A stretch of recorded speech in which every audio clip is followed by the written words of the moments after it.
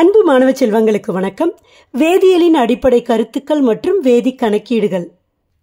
இந்த பாடத்தில் தன்மதிப்பீடு வினாக்கள்ல question number 6 தான் இந்த வீடியோவில் சால்வ் பண்ண போகிறோம்.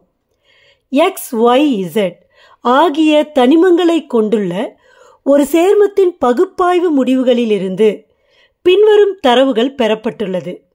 x is equal to 32%, y is equal to 24%, z is equal to 44%. x, y மற்றும் z இன் ஒப்பு அணுக்களின் எண்ணிக்கை முறையே 2, 1 மற்றும் 0.5 ஆகும். சேர்மத்தின் மூலக்கூறு நிறை 400 கிராம். அப்படின்னா 3 கொஸ்டின் கேட்டிருக்கிறாங்க. இந்த 3த்தையும் நம்ம கண்டுபிடிக்கணும். தனிமங்கள் XY மற்றும் Zஇன் அணு நிறை, சேர்மத்தின் எளிய விகித வாய்ப்பாடு, சேர்மத்தின் மூலக்கூறு வாய்ப்பாடு. இது வரைக்கும் நம்ம டிஸ்கஸ் பண்ண கொஷின்ஸ்லாம் எளிய விகித வாய்ப்பாடு கண்டுபிடிக்கிற மாதிரி கொஷினை தான் டிஸ்கஸ் பண்ணோம். இந்த கொஷினில் மூலக்கூறு வாய்ப்பாட்டை கண்டுபிடிக்க சொல்கிறாங்க. இந்த மாதிரி கொஷின்ஸ் வரப்போ எப்போவுமே நம்ம ஒரு அட்டவணை போடுவோம் இல்லையா? தனிமம் கொடுத்துருக்குறாங்க. ஸோ ஃபஸ்ட்டு இதில் தனிமம் அப்படின்னு எழுதிடலாம். அடுத்தது அந்த பர்சன்டேஜ் கொடுத்துருக்குறாங்க. அது என்னது? அது சதவீத இயைபு. கரெக்டாக, சதவீத இயைபு. ஸோ அதை எழுதிடுறேன். அடுத்தது ஒப்பு அணுக்களின் எண்ணிக்கை கொடுத்துருக்குறாங்க. ஒப்பு அணுக்களின்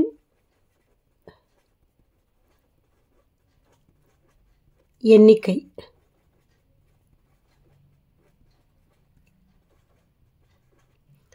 அடுத்தது அணு நிறை கேட்குறாங்க. அதனால் இங்கே அணு நிறை கால்குலேட் பண்ணிடலாம்.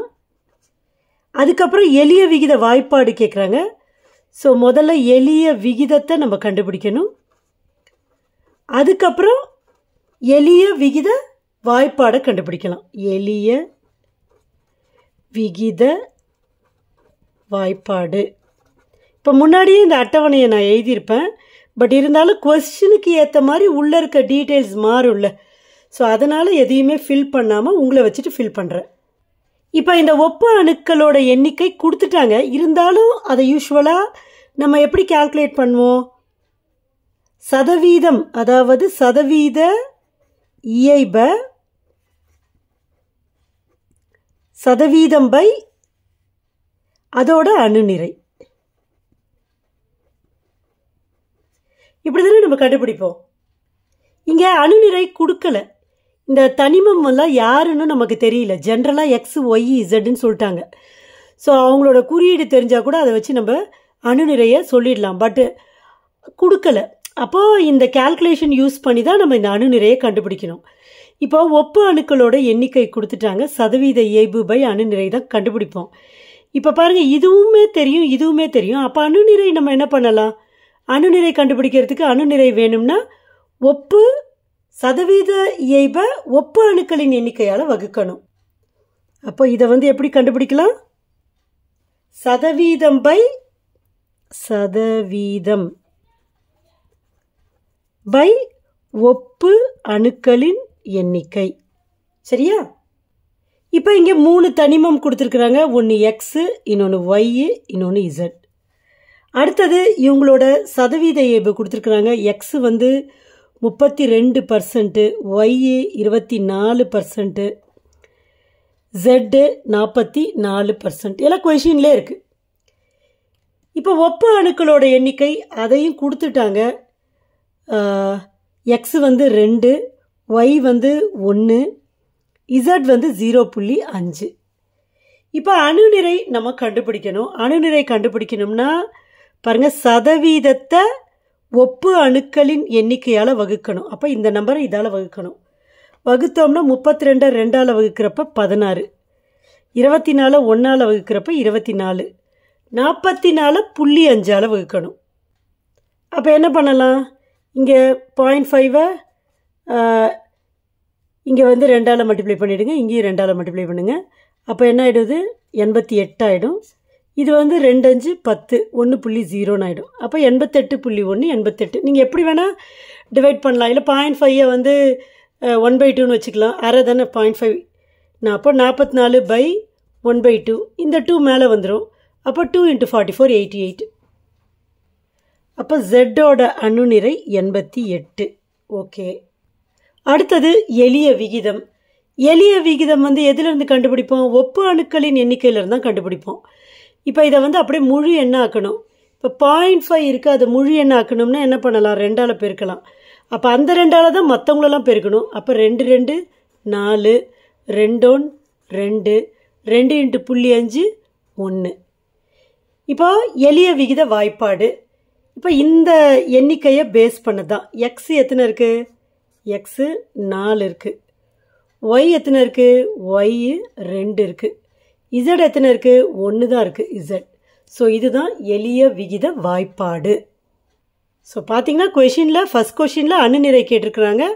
அணுநிறை 3 பேருக்கும். எக்ஸோட அணுநிறை 16, ஒய்யோட அணுநிறை 24, இசடோட அணுநிறை 88 கண்டுபிடிச்சிட்டோம்.